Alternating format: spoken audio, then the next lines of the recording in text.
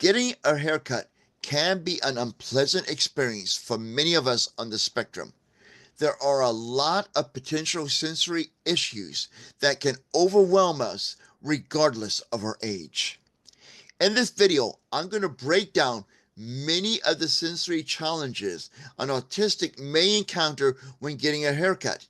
And I'm going to take you through what it was like for me during my most recent haircut. Let's get started.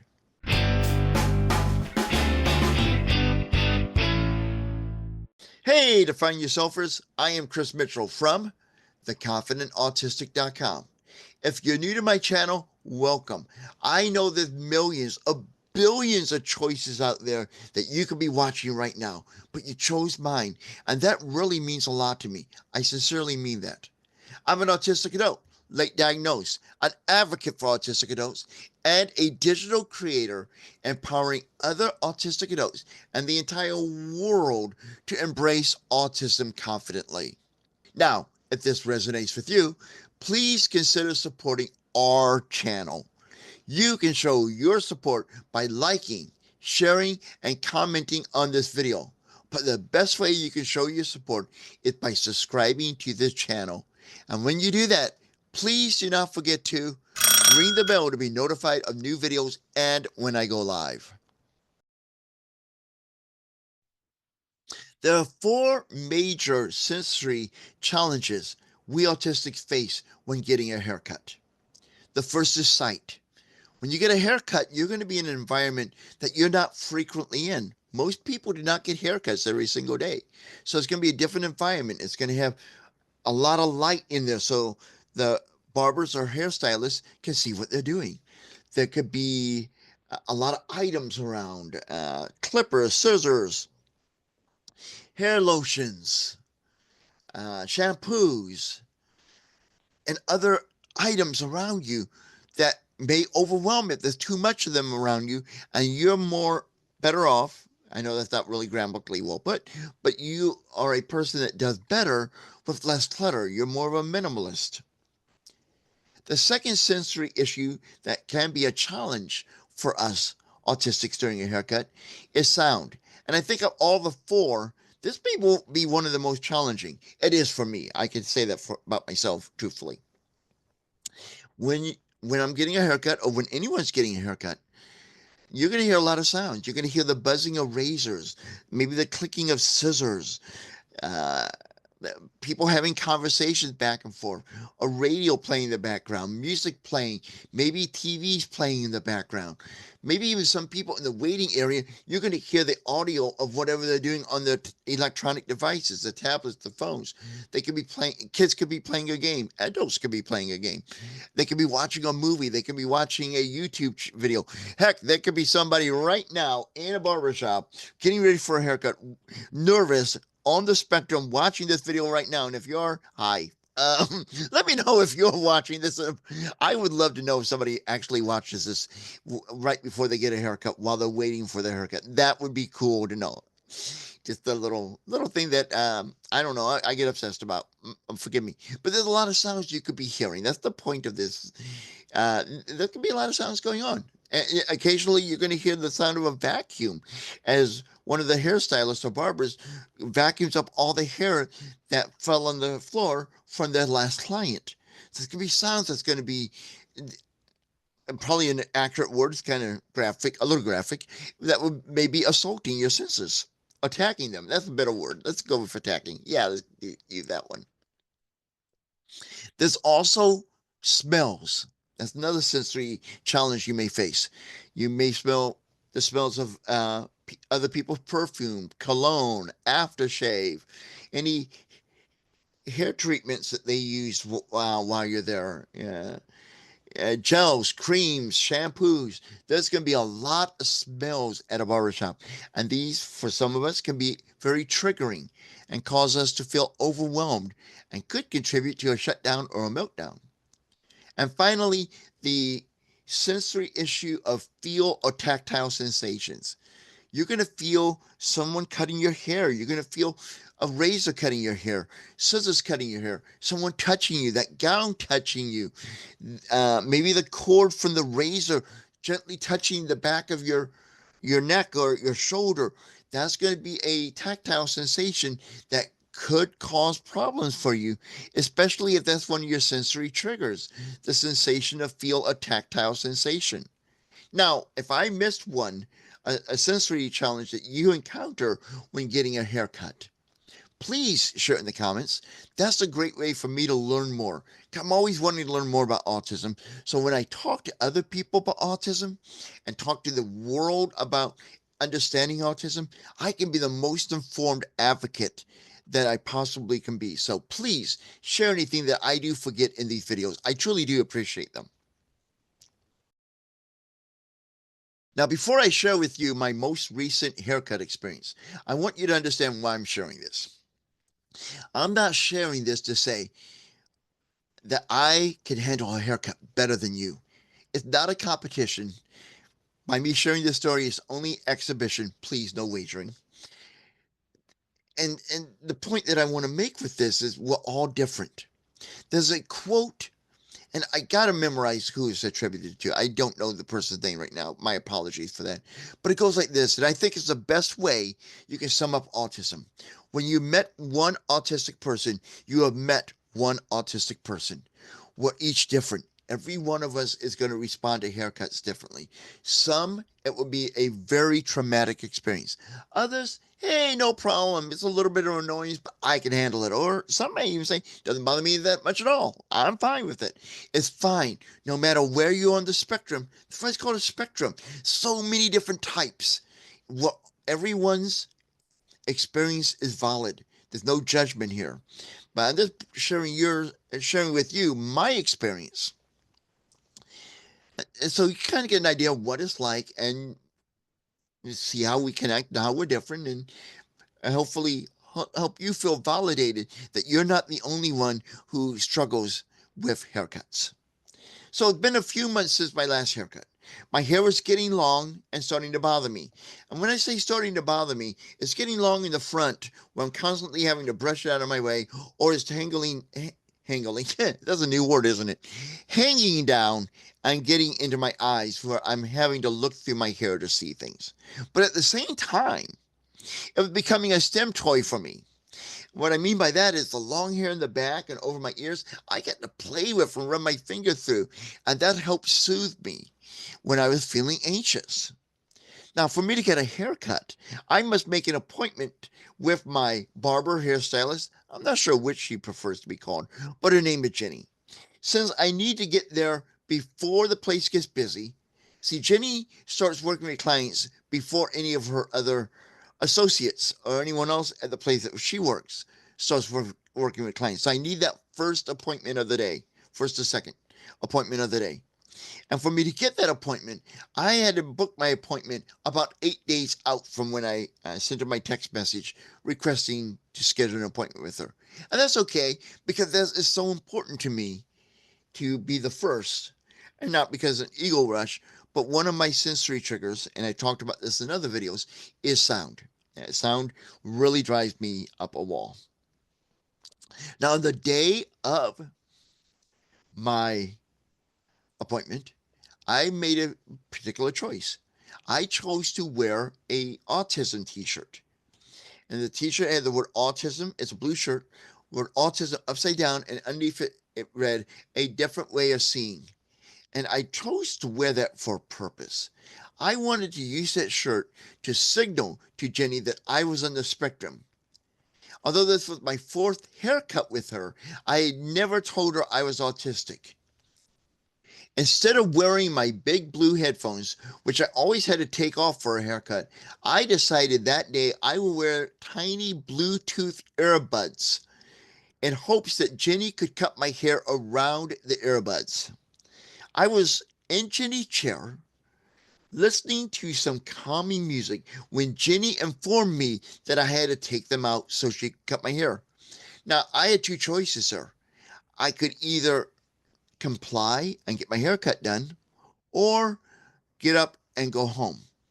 The latter would mean I was defeated. The latter would have been more embarrassing to me, and I probably would not have returned to get a haircut. And I don't like being defeated. I hate that sensation. I want to win. I will fight and fight hard to overcome any challenges in my life. That's just part of my nature. So I chose to comply with Jenny's request. So when I took out those headphones or earbuds, that meant I had to deal with one TV being on, which was okay because the volume was really low. I'm not even sure the volume was on. And music playing in a large room that did not absorb sound well. Where I get my haircut at is a big, large room. One large room, everything's in there. There's no dividing walls. There's just four walls around the outside of it. That's it. And it was cute. It's about 40 to 50 feet from one end to another. And I would say about maybe 20, 30 feet from side to side. And so it's a really big room. And it had music playing in a room that does not absorb sound well, which is not uncommon because I think I mentioned this earlier. If I haven't, I'm going to mention it now. Most places you get a haircut at have wooden floors or hard floors. They don't have carpeting, which could absorb sound because cleaning up the hair on the floor is a lot easier to do on a hard surface than it is on a carpeted floor. Now, without my earbuds in, this meant I was in my first sensory challenge sound, and I knew more was coming. I knew it would not be long before the sounds of the electric razor would be near my head. Now, I'm not fond of the sound, but I also knew that it would not last for long, and it will help drown out the sound of the music that is causing audio sensory overload. Now, another benefit of the sound of the electric razor during a haircut is it helps drown out the sound of the other hairstylists, barbers, having conversations with the clients and all the other noise. It really helps with that for me. Yes, it's a little bit loud, it's a little bit annoying, tiny bit painful, but it does serve a purpose, and I just focus in on that purpose to get me through that. Now, during a haircut, I normally keep my eyes closed. I've done this since I was a child. When I was a kid, my dad would actually cut our hair at the house, and it was such a terrifying experience. I just closed my eyes during it because I did not want to. I did not want to be there, so that was the way to zone out. And I was afraid of hair falling into my eyes when I was a child. Still, I'm a little concerned about that today, but that's one of the reasons I closed my eyes because the hair getting in my eyes would make my eyes blink a lot, and it's a weird sensation. I don't like that. I keeping my eyes closed helps me deal with the sensory overload I may get from too much visual stimuli. You know, in a place where you get a haircut, there's a lot of bright lights, and they're there for a reason. So the person who's cutting your hair, they can see what they're doing. And these lights are made brighter because they're reflected in mirrors, which illuminate things more. And the bright lights are also there for you. So when they turn you around to the mirror so you can see your haircut, you can actually see your haircut, which is always challenging for people like me who wear glasses. They have you look at your hair without your glasses on. It's like, I can't see anything, people. Now, although I'm not a big fan of being touched, I really don't care for it that much. I really do not have much trouble with the physical contact of the razor, scissors, and the I call it a gown or whatever they put over you in the front. Any towels that they use on you, the thing that goes around your neck, it gets a little bit tight and uncomfortable. But I work through that. Uh, so those things do not bother me that much during the haircut. In fact, I greatly enjoy. And this is one that I'm sensory seeking. I enjoy the sensation of when the cord from the razor touches my back when the razor's on. This is so soothing to me. The vibration in the cord from the electric razor cutting my hair is very enjoyable to me. I really like, oh, I'm enjoying this. I I don't care about the noise. I don't care about the sight. I don't care about the smell. I am so relaxed. It's one of those sensory things I seek out and I enjoy it. One of the things I look forward to in the haircut, I get to feel that sensation. I enjoy that sensation. It is awesome. Although that is one of the sensory issues that I seek out. There are five sensory sensations that cause me the most difficulty when I'm getting a haircut, and they are: one, shaving cream and razor. Not all barbers do this or hairstylists do this. Mine does. To get my sideburns right, she likes to put shaving cream on my head and use a straight edge razor and along my back of my neck to get my hair back there very finely trimmed. She does a great job. She takes her job very seriously. She's very professional. I'm very impressed with her. And probably one of the best haircuts I ever had have been by from Jenny. But that sensation of the shaving cream on my skin, it feels weird. I don't know how to describe it. It just feels very weird and uncomfortable. A little cold and weird and uncomfortable. And I don't care for it that much, but I understand the purpose of it. So I just muddle through it because I know I'm going to look good afterwards. And then that razor being against my skin. The electric razor does not bother me. An actual razor blade touching my skin, that creeps me out. I don't know why. It's uncomfortable, and I think it frightens me. I'm afraid of getting cut. So I know she would not cut me. Okay, that's just my own fear. I don't care who's holding the razor in their hand. I just have this fear of being cut by a razor. It's my own little fear. We all have them. Okay. The second thing that is hard for me when I get a haircut is being turned around fast. Some barbers, hairstylists will spin you around in the chair to show you your haircut, or tilt you back real quickly to wash your hair, whatever. That bothers me. Now, I've explained this to Jenny, and she's been really cool about it, and I appreciate that. She knows that it bothers me, so she does work on not doing it too fast so I don't get disoriented or have any trouble from it. The third thing that bothers me the most when I'm getting a haircut, the noise of others around me. And that's mainly the conversations that people are having. Multiple conversations always disorient me, and they drive me batty. And that's why when I make an appointment to have Jenny cut my hair, I like getting the first appointment because I may have explained this earlier. If I have, forgive me for being redundant. Her colleagues are just coming into work, and they don't normally start seeing clients to a half an hour to an hour after Jenny starts seeing clients. So, and that's why I go for the earlier one. But there's the noise of her other colleagues coming in and talking and getting started on the day. The fourth big challenge for me when I get a haircut is the expectation of small talk.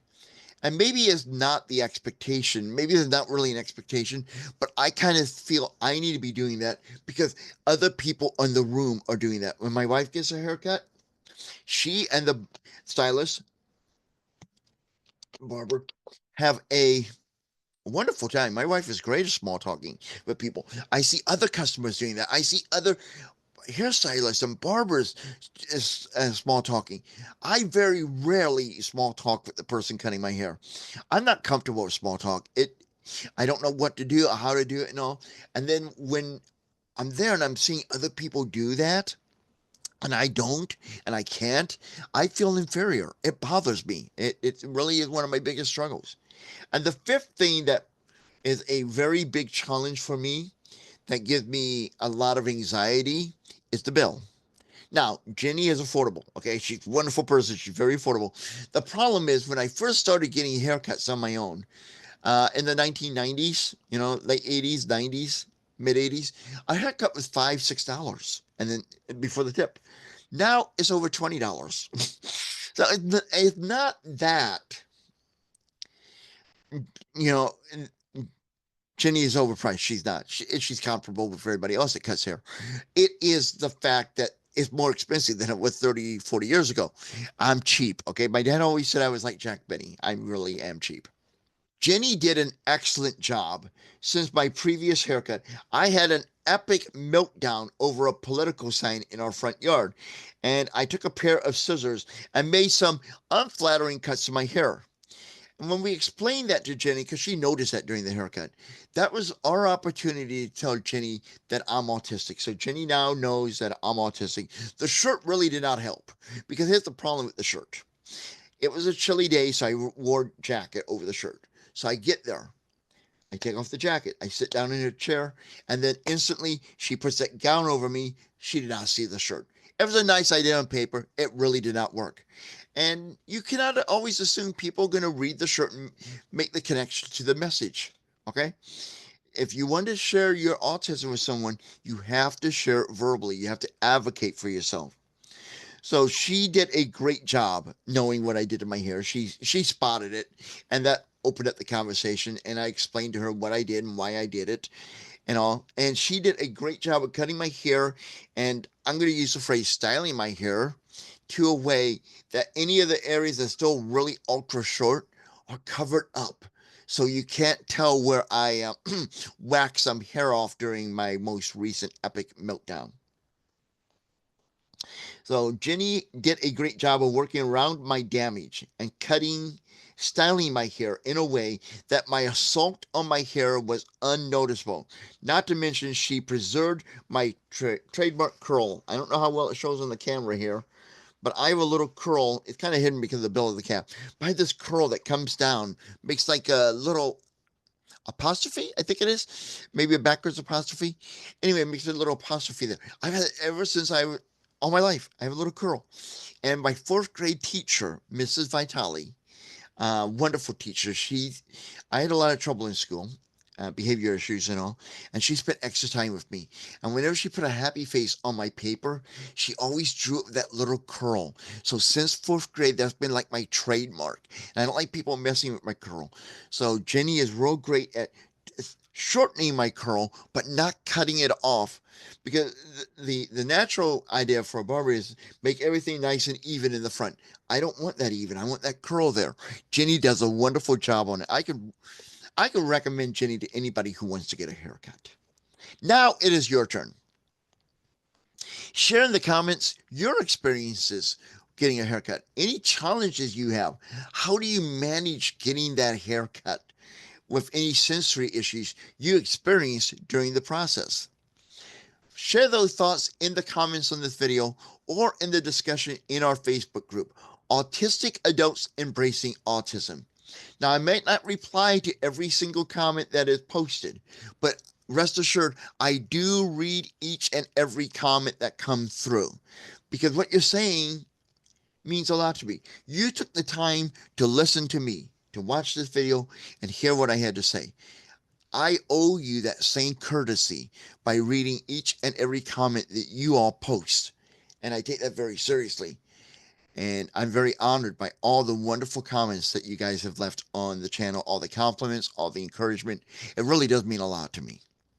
So until next time, this is the Confident Autistic, reminding you that now is the time for you to embrace autism confidently. Join me live Thursday nights for the Confident Autistic Live, where I answer your questions, we discuss this week's videos, offer support, and more. The fun starts Thursday at 7 p.m. Central Time in the US of A. Be sure to click the bell when you subscribe to the channel to be notified when the party begins.